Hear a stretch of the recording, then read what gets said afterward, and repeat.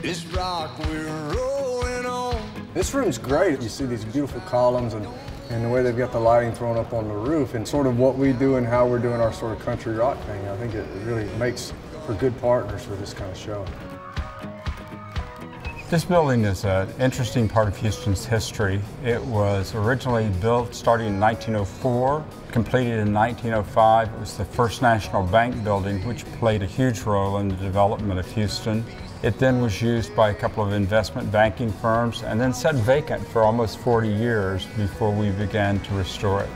This was the financial center of Houston. It was one of the tallest two buildings in Texas. It was the first skyscraper in this part of the country, and it's a mammoth 7 stories high.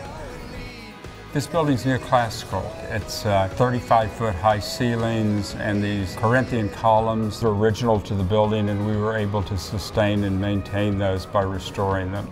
In the tradition of the grand bank lobbies of the turn of the century, everyone wanted their money to feel really safe, and so it was an impression that they got. The north end of downtown Houston, where we are, is a redeveloping area. I think the architectural patrimony of Houston was neglected for a long time, and many things were torn down to make way for new buildings, but there's been considerable interest in recent years in saving the significant architectural buildings.